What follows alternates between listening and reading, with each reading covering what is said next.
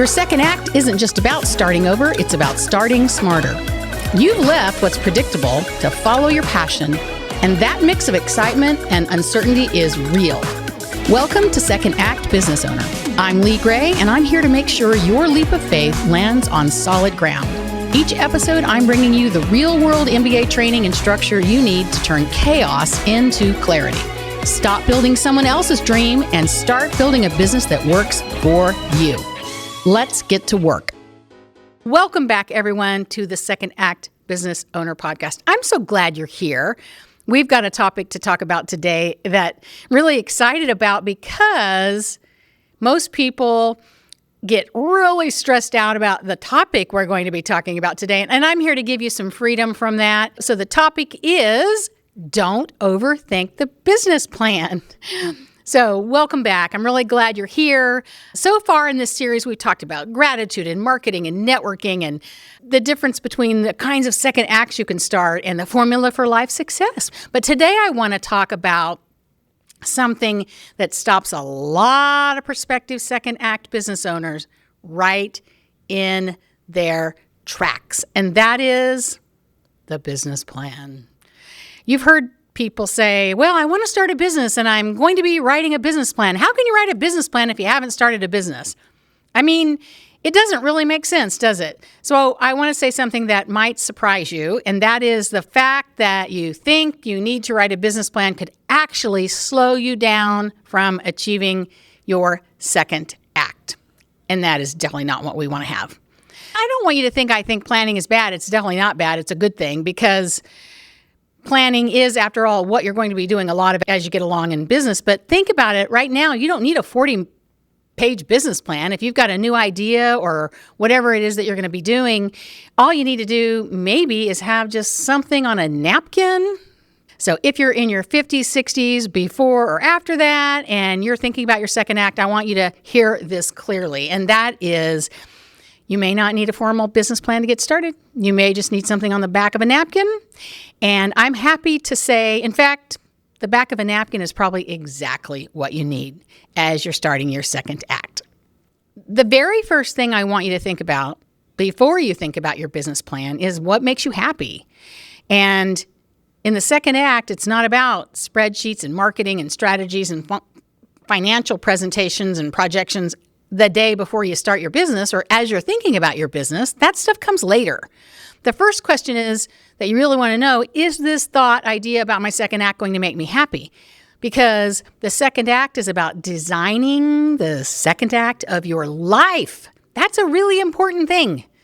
And for some people, starting a business is what their second act is, taking on a volunteer role that you haven't ever been able to do before, or maybe you want to take a different job. Whatever your second act is, don't overthink the business plan. And the other important thing to remember is your second act is your second act alone, and it doesn't have to be like anybody else's second act. And in fact, the more unique it is, the better. Also, absolutely, money is part of the equation, and there's nothing wrong with that. I think, depending on where you are and the focus and mission and purpose of your second act, you may really want to focus on money, but it also may not be a focus. That's okay too. Maybe you just want to build something meaningful for your family and provide a financial nest egg, or maybe you want to create a legacy and do something gigantic. Either of those is great. But ask the question, what would energize me? I would rather have you answer this question. What would energize me in my second act instead of what needs to go into my business plan? Business plans come later, much later. Really, they come after you've started a business or when you are at a point where you want to get money for the business. That's when you would need a business plan to show your bank. And your second act can be anything.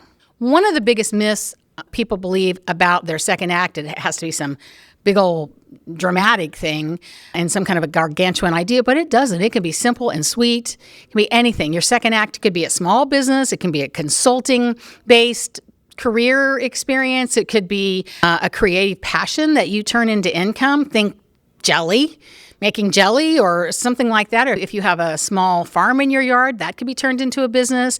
You could do coaching or mentoring. one of my passions, and buy an existing business, of course. That's a great way to start a second act, or even just working a few hours in a voluntary role someplace. I think that's an important component of the second act. It can be anything. Your second act simply has to be the next intentional act of your life. So your second act is the most intentional chapter of your life. And that's where we want to land today and not get overwhelmed in that darn business plan. Sometimes people get stuck because they think to have it all figured out. But I'm going to give you some ideas today about what are a handful of things you should do at a minimum to take the next step in starting a second act business or your own second act. Most second acts evolve from something. And I know mine did, and I'm going to tell you my personal story about that as well. Start small, shift, grow, and then you become clearer as you move along. My business certainly has, as my second act has grown into its own, basically. So let me tell you my story about starting an ActionCOACH business coaching franchise. So I've been in business coaching for 11 years now, and when I started in action coaching, I guarantee you I didn't have everything figured out. But what I did know is I loved business. I haven't read a novel in so long I can't even tell you. But I've read every self-help business entrepreneur start business book you can imagine. So I love it. I also love helping people, and I really love helping entrepreneurs. And I love the idea of supporting a business or growing a business that could help support business entrepreneurs. It was just perfect for me. But if you had to ask me back then, Lee, can you please write a business plan for your successful Action Coach business plan and tell me exactly what it's going to look like in 11 years, I would have fell over and fainted. And that's many of us. And yet we stop ourselves from moving forward on our business because we think we have to have it all planned out. And that just isn't true. So what I did was I talked to people. I researched a lot of different industries. I kind of had a feel for what I thought I was going to do. I asked people, what do you think my superpower is? And people said I'm an influencer. I can get people to do things, to move, and I'm a visionary. And they seem to recognize how much I like business. Apparently, it's pretty common or apparent in my languaging. And I learned that I needed clients. I had to be in some kind of a business that was social in some way. I knew that I could not be behind a desk, keyboard all day. That just wasn't going to happen. And then I kind of started to refine my process. And I even checked out a few businesses that I thought I might have an interest in. I really thought, well, I'd be good at that. And I explored the industry a little bit, doing some research and visiting some places, and found out that was not for me. Thank goodness I didn't go write a business plan on that because it wouldn't have worked. What's really key then when I describe all of this is that the business plan is not as important as the plan you have for your second act, and that's your happiness and your financial desires. If I had waited, I wouldn't be happy. If I had waited and had a perfect business plan, I don't know what I'd be doing today, but I sure wouldn't be doing what I'm doing now right here with you, and this is what I happen to love to do. You don't need a full business plan to start a business, and don't misunderstand me. Planning has value. The current clients that we coach who have a business, who are working in a business, they have a plan.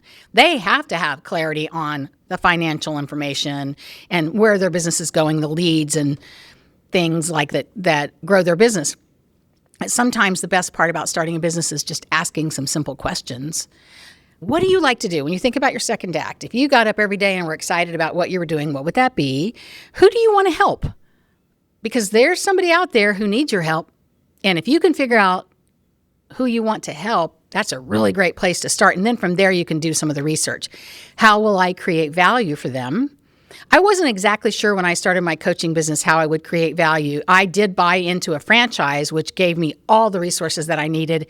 And I was off and running with helping my clients and helping people, which gave me energy from day one. And then how can I earn income? So if you think about what you like to do, how do you earn income from it? If that's important to you, it may not be important to you in your second act, but that's it. And that might actually fit on a napkin, on the napkin that you're writing with a pen, and then you take it home and you keep it forever and show it to your coach in 10 years and tell them how it all started on the back of a napkin. Because the real learning happens once you start talking to people, testing ideas, and then gaining some experience around those areas. The biggest barrier to the second act is rarely knowledge. It's hesitation. Overthinking. People think, oh my gosh, I've got to do more research. I have to do more planning. I have to be really 100% certain. Well, nothing's certain, and definitely business is not. But the truth is, clarity often comes after the action, not before. So you start taking some action around what you like to do and what kind of money you want to make and what's your legacy and, who do you want to help? Those are the kinds of questions you want to ask. Your second act reveals itself to you as you move forward. Slowly more will be revealed, and that is the truth around business. So instead of waiting for a perfect plan to produce itself, just focus on the first step. Have conversations, think about the ideas that you have, explore those ideas. You can even offer some kind of a service on a small scale and test it. And then, just test something small and then go from there. And then when you're a few steps further, you can write that plan. But momentum creates clarity. Another word for momentum is action and taking steps. If you're thinking about your second act, and I know you are or you wouldn't be here with us, I want to leave you with this thought. Don't let the idea of writing a perfect business plan stop you from starting. Your second act might begin with something really simple, like your notes and ideas on the back of a napkin somewhere along the way. So anytime you see a napkin, that is your universe telling you, write it down on a napkin. The important thing is to start exploring the next chapter of your life and what it could look like. Because second acts aren't perfect. They're not perfectly planned, never will be. They're built step by step. Oh my gosh, it's been so great talking with you today. And what I feel like expressing is starting your second act is not about creating a complex plan.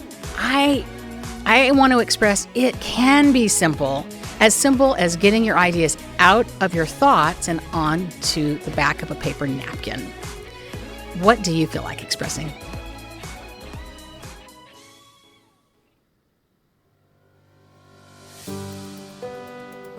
This show is part of the ICT Podcast Network. For more information, visit ictpod.net.